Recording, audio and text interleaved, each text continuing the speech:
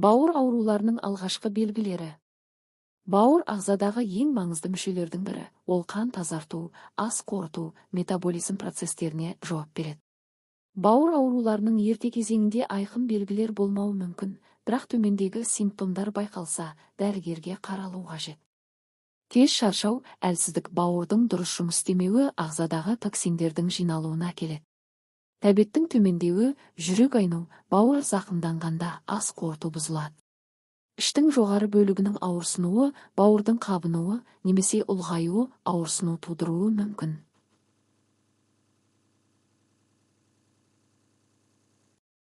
Тері мен көздің сарғаю, бауыр билирубинді дұрыс ыдырата алмаған кезде пайда болады.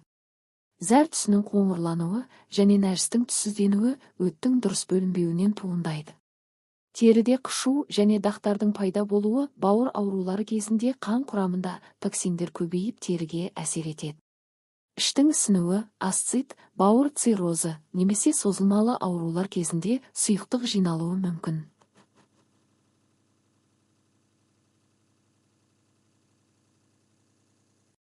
Бауыр ауруларының түрлері.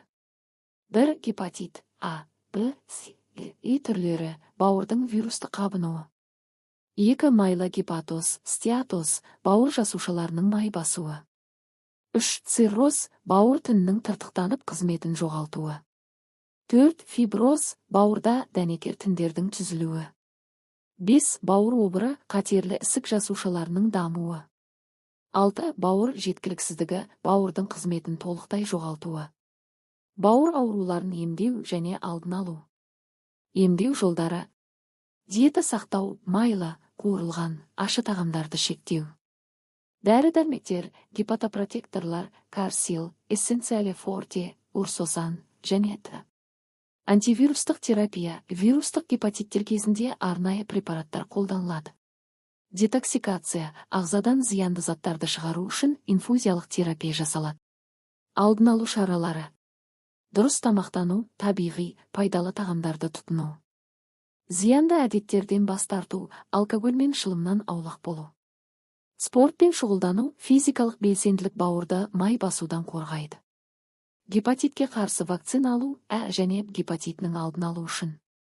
Гепатотоксикалық дәрілерді шамадан тыс қолданбау, кейбір антибиотиктер мен ауырсынуды басатын дәрілер бауырға кері әсер етеді. Егер бауыр ауруларының белгілері байқалса, уақыт оздырмай гастроэнтеролог немесе гепатолог дәрігерге қаралған жөн.